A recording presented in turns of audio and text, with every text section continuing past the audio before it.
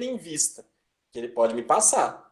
Isso pode se surpreender, mas no momento de desenvolver minha análise ambiental, eu tenho que listar, primeiramente, quem são os meus concorrentes potenciais, ou o meu concorrente potencial, meu maior concorrente, ou meus maiores concorrentes, naquela área, naquele ambiente em que eu penso em instalar o meu serviço, ou a minha ação, enfim. Ok? Então, quais os meus pontos fortes em relação a ele, em relação ao mercado? O que eu tenho de mais forte? Pensando em fatores internos, né, dentro ainda das empresas ou dos serviços, de forma negativa, quais são as minhas fraquezas? Então, em relação ao mercado externo, né, lá em relação ao meu fornecedor, eu olho para dentro da minha empresa e falo, olha, aqui dentro eu tenho como fraqueza ainda para enfrentar o mercado tais questões. Né? Então, o que pode ser uma fraqueza?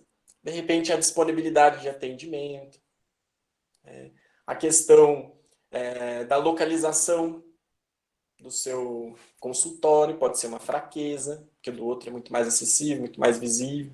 Claro que para cada tipo de negócio é necessário avaliar o que acaba realmente sendo uma força ou uma fraqueza. Uma força pode ser a sua capacitação diferenciada em relação ao mercado. Nossa, meu concorrente potencial não chega nem perto da minha capacitação. É uma força. O meu preço. Nossa, o meu preço é uma grande força perante o mercado. Estou ali, estou alinhado na qualidade com ele, mas meu preço bate muito ele. Pode ser um ponto positivo. Como também negativo, dependendo a óptica que a gente for analisar.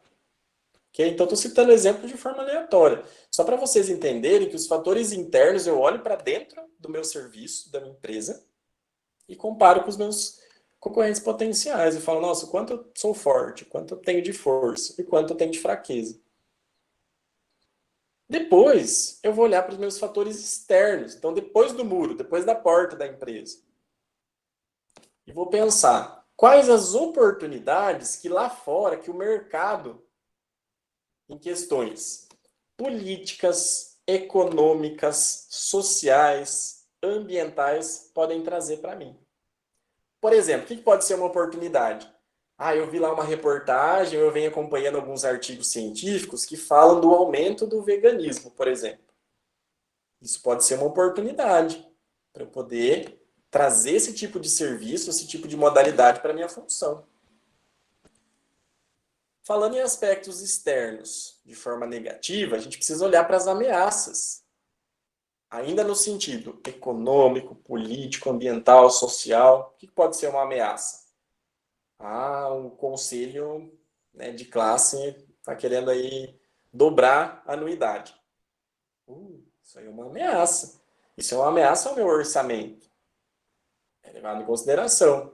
Uma questão política. O governo, né, estadual vem querendo, criou novas legislações para poder instalar uma clínica nutricional. Então, aumentaram as exigências. É uma possível ameaça. E aí vocês vão falar para mim, professor, mas aí o que eu faço com esses dados? O que eu faço com essas informações? É aquilo que nós falamos lá no começo da aula. Se eu tenho um monte de ideia, ou se eu listo várias coisas e não faço nada, não adianta nada. Perdi meu tempo, perdi as minhas ações, perdi a minha energia fazendo algo ou deixando de fazer algo que precisaria ser feito. Então, o que eu faço a partir disso? Crio ações, né? Crio o que a gente chama de plano de ação. Então, desenvolvi primeiro a minha análise SWOT, depois eu vou desenvolver o meu plano de ação. O que esse plano de ação vai compor? Estratégias para eu suprir o que eu tenho de fraco, para eu me precaver com as ameaças, com as possíveis ameaças que vem acontecendo aí, para eu poder fortalecer ainda mais o que eu tenho de forças, né, de fortalezas na minha empresa, e como eu vou aproveitar as possíveis oportunidades que vêm chegando aí fora. Dá para fazer tudo de uma vez? Nada, né? Nada dá na vida para a gente fazer tudo, né? Então a gente precisa priorizar. A gente vai começar por onde? A gente vai começar pelas nossas fraquezas, desenvolvendo ações para suprir essas fraquezas que a gente tem. E ao mesmo tempo, a gente vai influenciar no aumento, né, no fortalecimento das nossas forças. Em seguida, olhar para as ameaças. Dependendo do grau da ameaça, dependendo do quanto aquilo pode impactar meu negócio, ele tem que ser desenvolvido um plano de ação imediato. Não dá para esperar o mês que vem eu vou ver isso. O ano que vem a gente vê. Se é algo que pode gerar uma multa, pode gerar um descrédito para a imagem da sua empresa. Por isso é muito importante estar antenado com as questões ambientais. Por isso a gente fala, né? A gente chama de análise ambiental. Olhar para todo o ambiente. Não só o que está acontecendo dentro das empresas, mas também para o que está acontecendo fora e pode influenciar diretamente no meu serviço, na minha empresa, na minha atividade profissional. Professor, mas eu não quero abrir uma empresa, não vou trabalhar de forma autônoma, eu vou trabalhar em uma empresa. Da mesma forma. Apliquem vocês a matriz SWOT enquanto colaboradores. Seria até legal se vocês quisessem fazer, não precisa me entregar nada, não, imagina. Para teste aí, né? Se vocês tiverem tempinho, façam. Quem quiser fazer lá do estágio. Então, nas minhas atividades de estágio, quais são meus pontos fortes? Quais são minhas forças da minha atividade profissional hoje? Quais as minhas principais fraquezas? Que é aqui que eu sei onde eu tenho que melhorar mais. E o plano de ação, ele vai listar isso para mim. Se é um curso específico, se é um aprimoramento, se é uma pós-graduação, se é um mestrado. Depende da fraqueza que eu tenho e do objetivo que eu quero alcançar. Quais as oportunidades que vocês veem lá na empresa, no lugar que vocês estão fazendo estágio hoje? De repente de efetivação, né, ou de contribuir com outro setor? E quais as ameaças? Uma possível ameaça é não conseguir ser efetivado, ou uma ameaça é a troca do supervisor de estágio, por exemplo, quando isso pode ser uma ameaça. Entendem o que eu estou dizendo? Essa é uma ferramenta, como disse a Monique, bem legal. A gente consegue aplicar em várias circunstâncias. E a proposta, até que eu coloquei para vocês aqui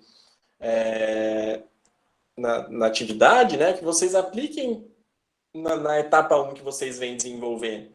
Então, vocês fizeram lá, vocês têm a proposta do serviço ou da empresa que vocês pensam em desenvolver, e aí, no sentido mais realístico possível, olhar para o mercado e comparar quais as possíveis forças, então, desse tipo de negócio olhando para o mercado. Claro que não vai ficar tão exato, porque ainda não existe a empresa, mas mais para vocês ensaiarem mesmo, né, essa aplicação.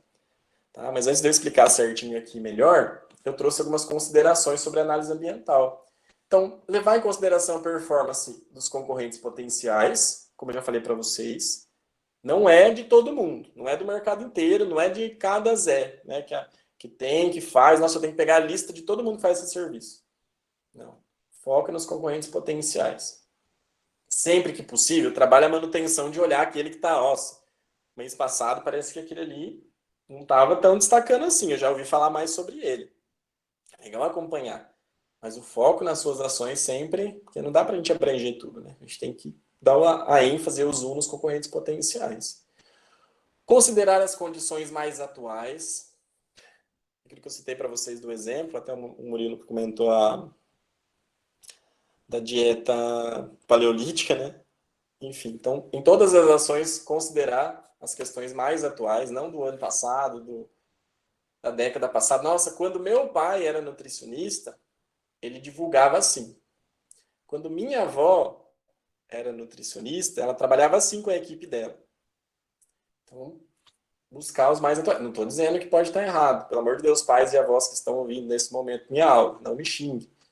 Né? Não estou dizendo isso, mas no sentido realmente de buscar as questões mais atuais, mais contemporâneas. Ok? Deve ser feito periodicamente.